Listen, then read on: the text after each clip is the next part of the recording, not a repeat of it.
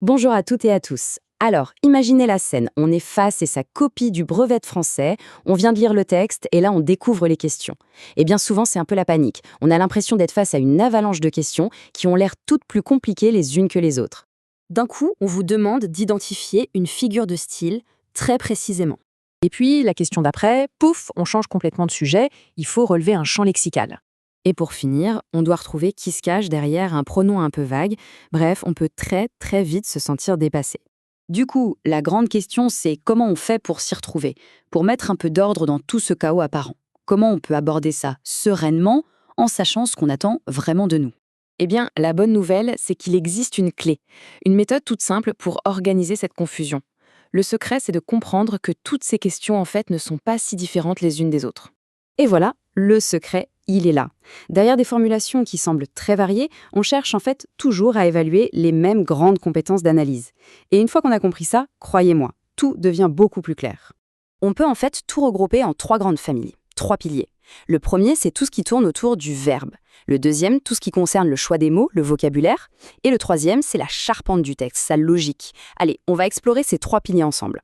C'est parti, on plonge dans le premier pilier, l'analyse du verbe. Faut voir le verbe comme le moteur de la phrase. C'est lui qui donne l'action, le rythme, le temps qui passe. Forcément, c'est une cible parfaite pour les questions d'analyse. Alors, la toute première compétence qu'on va vérifier, elle est assez directe, c'est simplement de reconnaître les temps. C'est la base de la base. Savoir si on a affaire à de l'imparfait, du passé simple, du présent, c'est vraiment de la connaissance pure et simple de la conjugaison. Le jour de l'épreuve, voilà concrètement ce que ça va donner. Des questions très directes du type « Identifier les temps ». Plutôt simple, non? Mais attention, ça, ce n'est que la première marche de l'escalier. Parce que le point qui est vraiment crucial, c'est la valeur des temps. Là, on demande plus seulement de savoir nommer un temps, mais de comprendre pourquoi il est là. Pourquoi l'auteur a utilisé l'imparfait ici et le passé simple juste après. Pour décrire quelque chose, pour une action soudaine, c'est ça la fameuse valeur. C'est décoder l'intention de l'auteur. Et donc logiquement, les questions ne sont plus formulées de la même manière. On ne demande plus quel est le temps, mais plutôt pourquoi ce temps. Les mots-clés à avoir dans son radar, ce sont justifier et valeur. Si on les voit, on sait tout de suite dans quelle catégorie d'analyse on se trouve. Allez, on passe au deuxième pilier, le décodage du vocabulaire. C'est simple, un écrivain ne choisit jamais ses mots au hasard. Chaque terme est pesé, chaque mot est là pour créer une image, une atmosphère, une émotion. Le premier grand outil dans la caisse de l'écrivain, ce sont les figures de style. Il faut les voir comme des techniques pour rendre le texte plus vivant, plus parlant. Vous les connaissez bien, la métaphore, la comparaison, la personnification. Les questions peuvent juste demander de nommer la figure, mais le plus souvent ça va un peu plus loin, on va demander de l'analyser ou de justifier, c'est-à-dire d'expliquer l'effet que cette image produit sur le lecteur. Autre type de question très courant sur le vocabulaire, le champ lexical. C'est tout bête, c'est juste un groupe de mots qui se rapportent à la même idée, au même thème. C'est un excellent indice pour repérer l'atmosphère générale d'un passage. Alors là, attention, c'est un point important pour ne pas tout mélanger.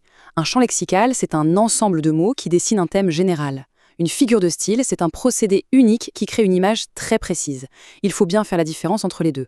L'un, on relève des termes, l'autre, on nomme un procédé et on l'analyse. Et enfin, pour boucler cette catégorie sur le vocabulaire, on a les substituts. Ce sont tous ces petits mots qu'un auteur utilise pour éviter de répéter sans arrêt le nom d'un personnage ou d'un objet. Arriver à suivre ces substituts, c'est s'assurer qu'on a bien compris qui fait quoi dans l'histoire, c'est crucial. Et là, on voit bien que les questions peuvent prendre plein de formes différentes. Du fameux « qui est le on » à l'identification de groupes nominaux plus complexes, l'objectif, au fond, reste toujours le même. Vérifier si on arrive bien à suivre les fils du récit, sans perdre de vue les personnages. Nous voilà arrivés à notre troisième et dernier pilier. On a vu le moteur, avec les verbes, et la carrosserie, avec le vocabulaire. Maintenant, on va s'intéresser au châssis, à la structure invisible du texte, les liens logiques. Un texte, ce n'est pas juste des phrases mises les unes après les autres. Non, elles sont connectées. Elles sont reliées par des rapports de cause, de conséquences, d'opposition, de but. Comprendre ces liens, c'est tout simplement comprendre le raisonnement de l'auteur. En général, les questions sur ce sujet sont assez directes. On demande d'expliciter le lien qui unit deux phrases ou deux idées. Il faut donc être super attentif à tous ces petits mots de liaison qu'on oublie parfois, car, donc, mais, pour que, ils sont la clé. Donc s'il y a une chose à retenir de tout ça, c'est la suivante. La prochaine fois que l'on lit une question d'analyse, on ne se jette pas sur son brouillon. On prend une seconde et on se demande « Ok, cette question, elle appartient à quel pilier? Est-ce qu'on parle du verbe, du vocabulaire ou de la logique du texte ?» Rien que ce petit réflexe, ça nous mettra sur la bonne voie pour la réponse. Voilà, maintenant on a la clé. On a une méthode pour ne plus subir les questions, mais pour les anticiper, pour les maîtriser. Alors le meilleur conseil, c'est de s'entraîner. Prenez n'importe quel texte et amusez-vous à classer les questions. Vous allez voir, l'analyse de texte n'aura bientôt plus aucun secret pour vous. Bon courage!